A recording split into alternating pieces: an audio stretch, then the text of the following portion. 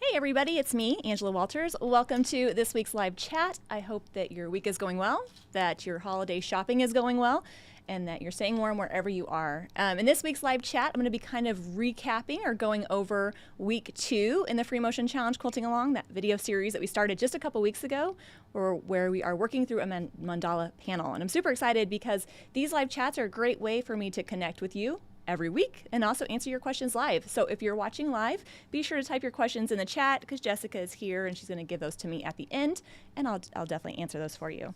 And they don't have to be specific to this challenge either. It can just be a general question. And then I did get a couple questions in the type chat before we started that came up, so I'll address those as well. So all in all, a really good, fun time. So let's start looking at some pictures. So in this week's challenge, we built off of what we did last week. So with this mandala, we're kind of going to work in rings. In the center, we started last week with that yellow and that green, and then now we're moving to the arc portion. So the red and the orange and the pink sections. That's where we are at right now. And it's funny because as the challenge progresses, we're going to have more and more quilting time because those rings are going to get larger and larger. And here you can kind of see those rings before I got them quilted, before I started filming.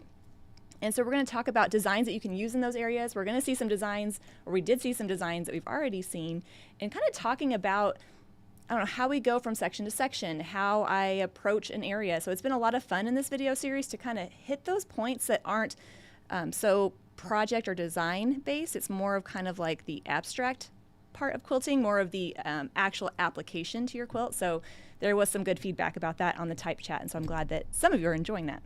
All right, so these are the sections that we're filling in, and even though we have some, bigger pink arcs and some lighter pink arcs, smaller ones, and then those little orange ones that come to a point, even though they're kind of differently shaped, they're all about the same width. So all of the designs that I'm talking about can be used interchangeably.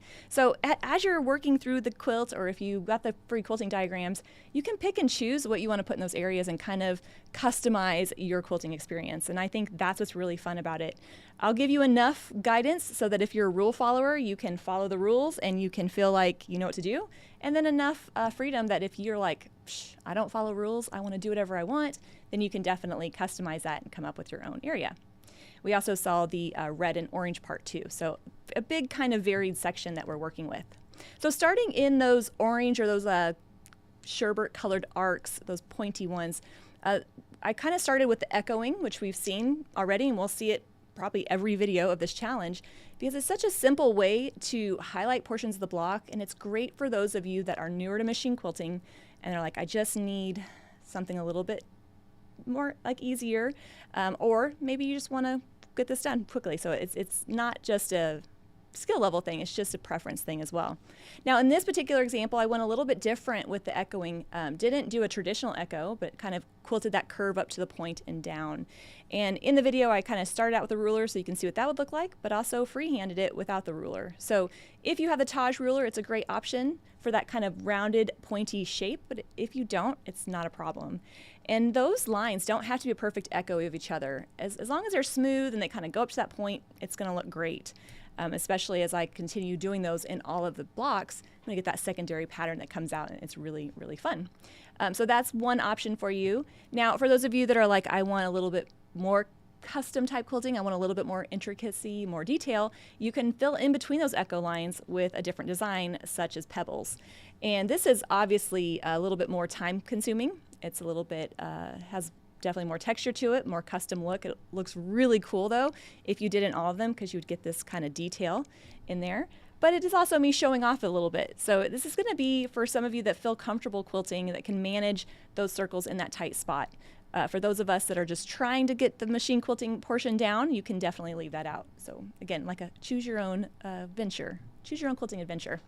Then we moved on to the feathers, and it's funny because the more I work on this panel, the more I film, I'm thinking, how would I quilt it? And we do see feathers come out a lot in this, in a lot of different ways. So for those of you that are new to feathers, that just want to kind of get the hang of quilting those petals or those shapes without committing to doing a whole feather on a quilt, this is a great option. And it's also a really neat way to learn how to use those designs that you already know and love in different ways. So in this particular orange one, I showed how we can quilt those flower or the feather petals so that they come up to a point and kind of meet each other at the point. I love how this looks because it kind of just looks symmetrical on both sides, and it kind of draws attention to that point. But it does incorporate a little traveling, because as I fill on one side, I have to get to the other side and quilt that. So if you feel comfortable quilting along that fake seam, but you could also tie off, start a new line of quilting down at the next portion. But it just kind of shows how I like to use that traveling to maneuver my way around an area. And so in this particular example, in the video, you kind of see it, but definitely in the quilting diagrams, you can kind of see how I work my way around. Now, if you like the idea of feathers, but you don't love the traveling, or you're like, I want to go in one direction just so I can get going on it, you can definitely do that. So, sorry, this is the diagrams for the pointing up. But you can also quilt it so that it wraps around, so that all those petals are kind of facing the same way or building off the same direction. You'll have to turn that corner with that point, but it's not too incredibly difficult, and it just kind of gives you that wraparound look. So a slightly easier option from the other one, just because I don't have any traveling to necessarily incorporate, and I don't have to kind of flip back and forth. I can just quilt that shape and then continue on. So taking a design idea or a technique and then applying it to yourself and making it easier is always a great idea. And here we can see, even in those pink rings, I have those petals all facing the same direction. So those feathers all go in the same direction. So whether you use that technique or that idea in the orange or in the pink or even in the white, you can play around with that and find which one you like better, which variation is your favorite. All right, so then here's another echoing. This must be out of order, but you can see, again, different variations of that echoing or different applications of that echoing. In that white ring, I just have one echo line instead of echoing both sides. But in the pink, I echoed both and filled in. So even as you're quilting your shapes, your feathers or whatever, you can use echoing as well to create that effect. But one thing I was really excited to talk about in this little video or this part of the series was how to wrap around the corner. Because this is something that's going to be really helpful for you as you're building off of this and taking these designs and using them other places. So wishbone is a great sashing design, and it's great in a lot of other ways as well. But when we think of it, or when I think of it, I think of those 2 to 3 to 4 inch areas it's perfect for.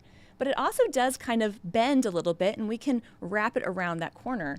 And for those of you that are a little bit more like perfection to detail, or really want to be perfect, it probably wasn't very helpful me saying, well, just wing it. But for the most part, I'm not stressing out and measuring it out or trying to get it perfect. I just know that once I get to that corner or that curve on the inner side, which here happens to be the bottom underside, those loops are going to be closer together. And at the outer part of the curve, they're going to be further apart, just kind of like I'm bending them. So they're not going to be perfectly spaced like the rest of it, and that's okay. And I'm just going to continue doing that until I've worked my way around that curve and can continue on in the same direction. So if you're newer to wishbones, this is probably not the place to start out with. Not saying that you can't do it. Practice quilting in a straight line, getting the hang of that, and then you can practice quilting it so that it wraps around. It's a really great way to highlight areas, especially if you start to use this design in between other quilting designs, like other lines or other areas where you want that kind of curve. It's a real easy way, once you get the hang of it, to do that. And the same with the ribbon candy. So I kind of showed that, and the ribbon candy is a little different in that my loops aren't closer together, they're just smaller. So around that curve, where my ribbon candy is on the outside of the curve at that turn, it's a little bit bigger, a little wider, and inside a little bit smaller, and that just helps it turn that corner.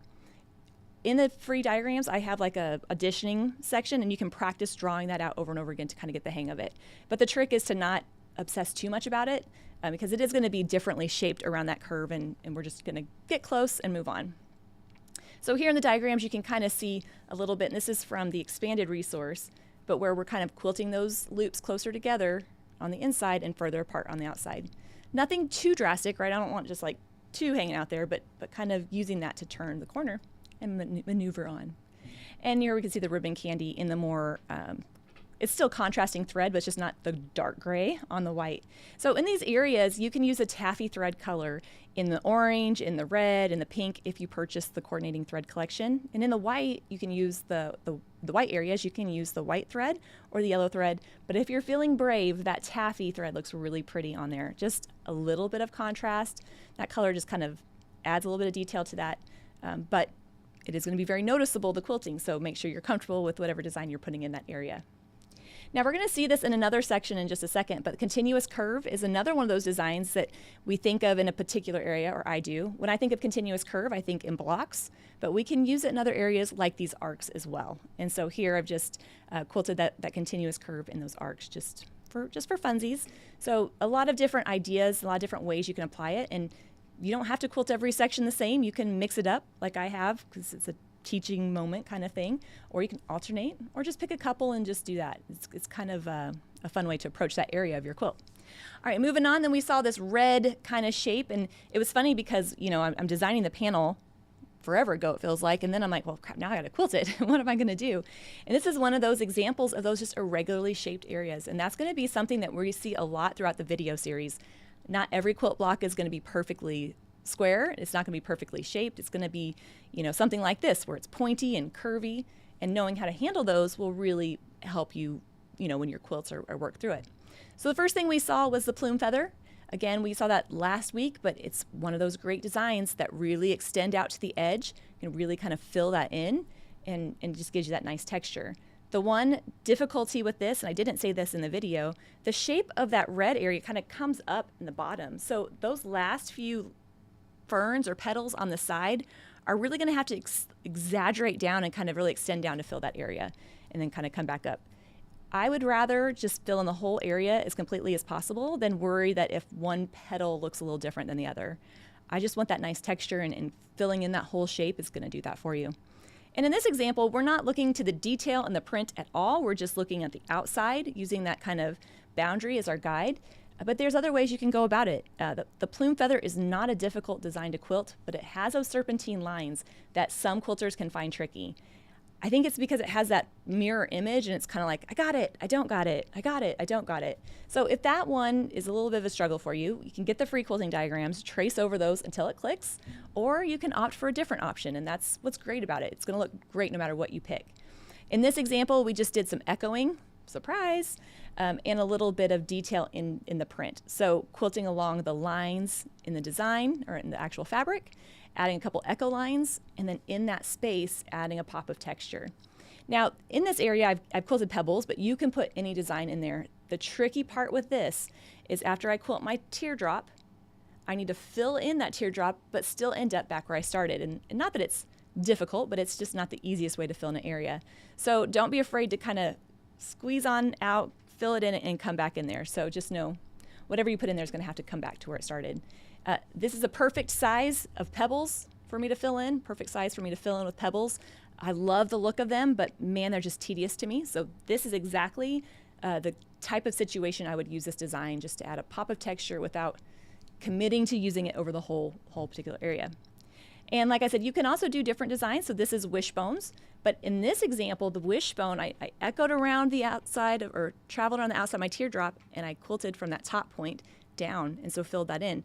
Well, the thing about wishbones is it doesn't come back to the starting point. And so I need to get out to the edge so I can move on. And if you look at the very bottom of that wishbone, you can see that last line that kind of swoops out and just hits the very bottom point and moves out. That's there because I didn't want to tie off or start a new line of quilting. I just wanted to keep on going. And I feel like if I did it there and I do it on all the red spots, it's not going to be noticeable.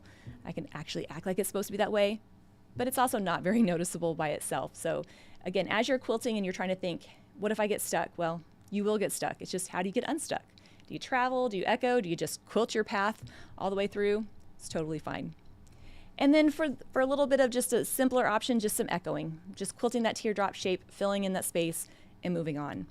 Now, one thing I didn't say in the videos, and I probably should mention, in all these areas, you can just say, you know what, I'm just going to quilt a filler. I'm going to do swirls in the red.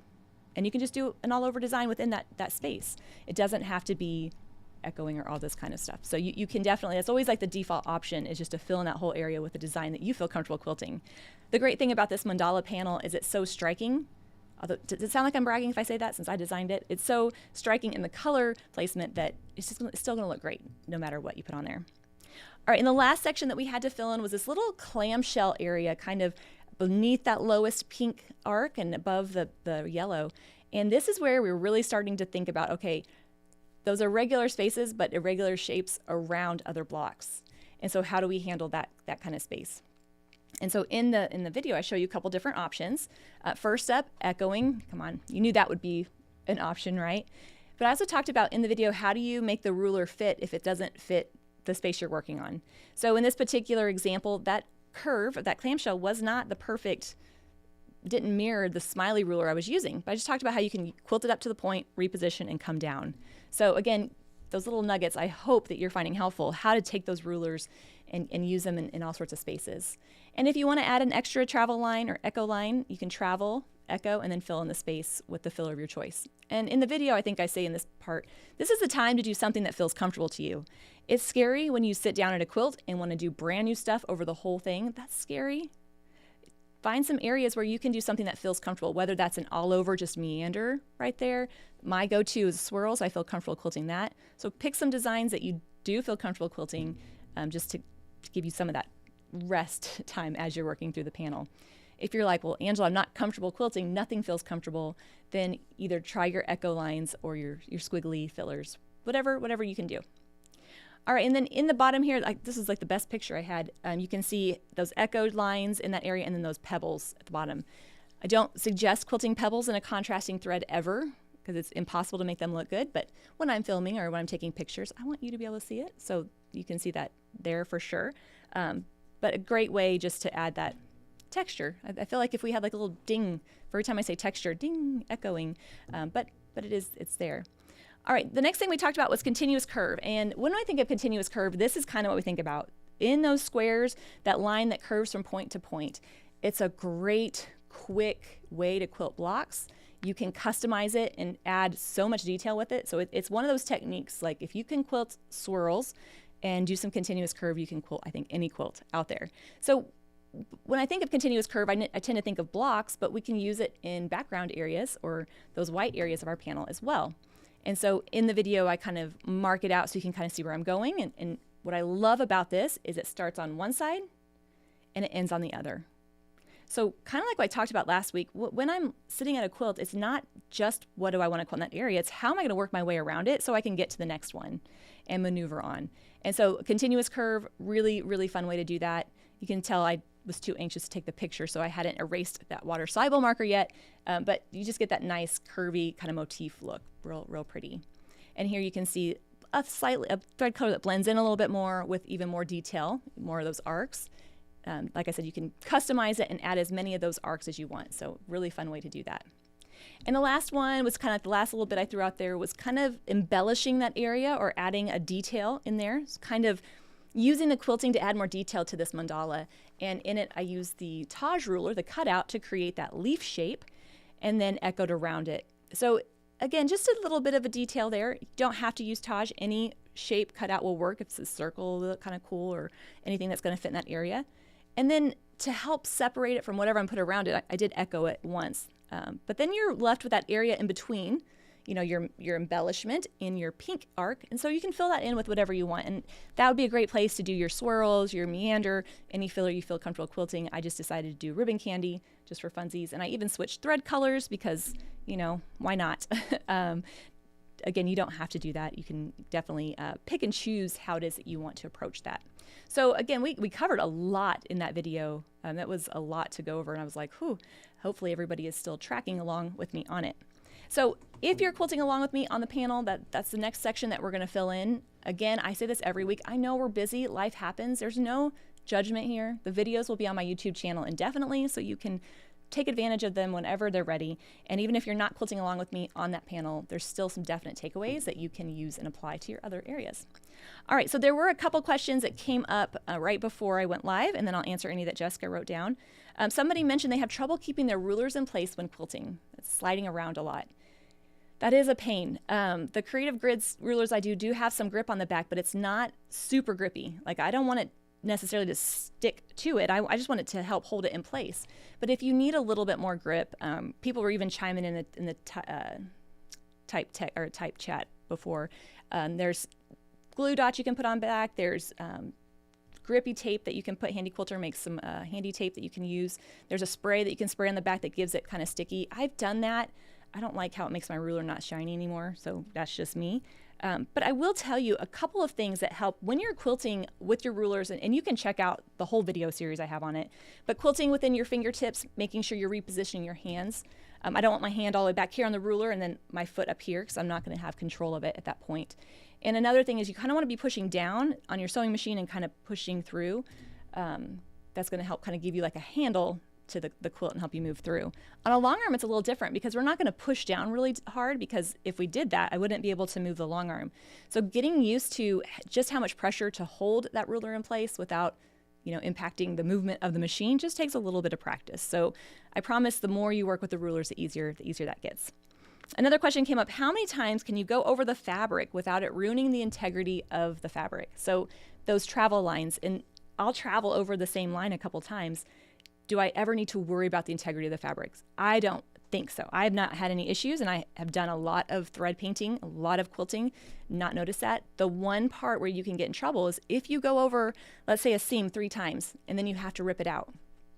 That can make it tricky. You have to be real careful that you're not cutting the fabric. But I don't think it's a problem going over as many times as you want. But again, that's just in my experience in the fabric and quilts I've worked with. But I've never seen it happen, and I've quilted a lot of quilts. Good questions. Look at that, lots of them. And such pretty writing too. So nice. When using curved rulers on a curve that's not quite the same, I have trouble moving the ruler slightly as I stitch. Any pointers? This is on my sit-down machine. Great point. So like when you're kind of stretching it out and kind of maneuvering it, the best thing I can tell you is little increments. Quilt a little bit and shift, quilt a little bit and shift. That way it's not such a drastic change. It looks a little bit smoother. And then also every time you shift it a little bit, you can move your fingers to help make sure you have control and then continue on. This is something I do, like, let's say I want to do some curved echoing with my straight edge ruler. That's exactly what I would do, just kind of reposition it to give me that curve.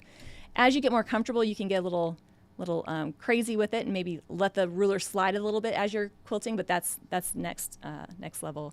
But that's what I would suggest. I would just shift it each little time as you work your way around.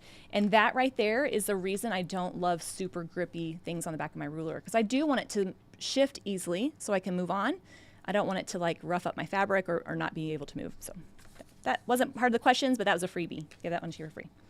When I finish the area and go on to another area, can you go back to an earlier area and add more to the design? Absolutely.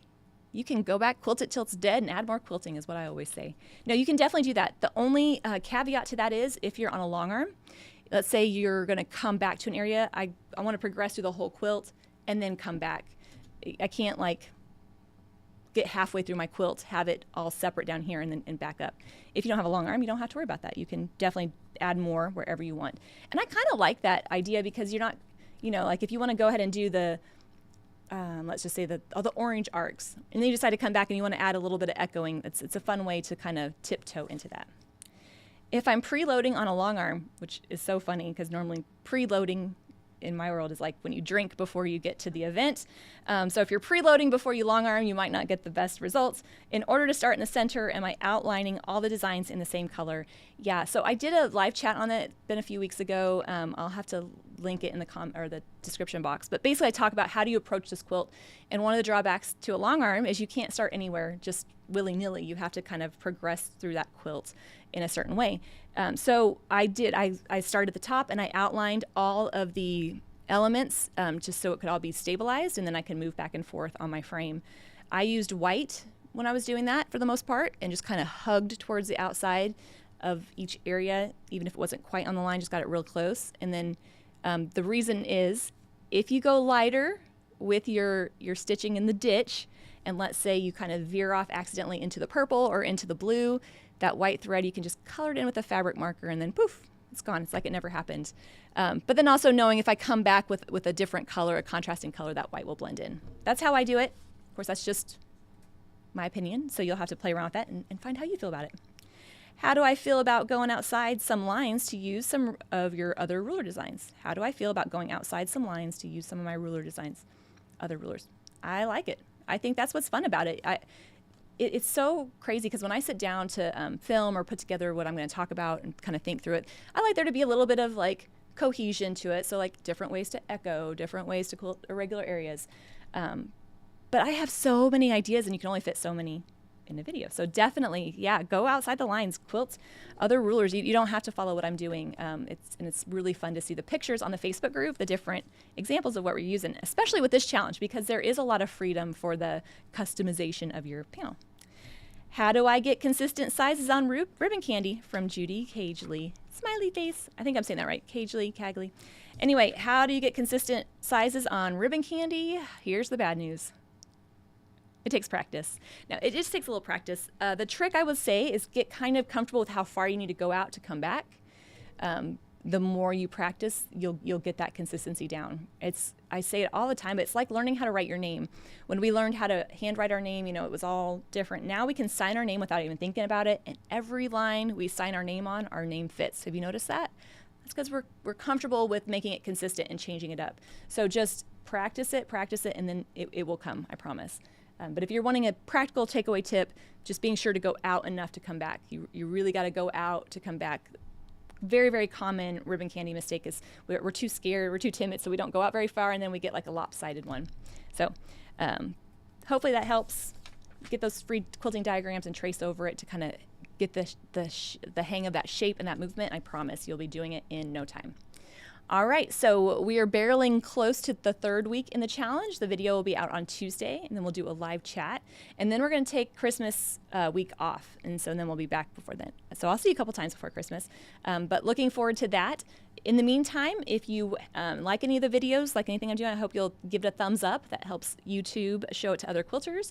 And then you can be sure to check out our Facebook page and share pictures of what you're working on your Free Motion Challenge Quilting Along. Well, until then, everybody, have a great weekend. Stay safe, and I will see you next week for the next video and the next live chat. Until then, happy quilting.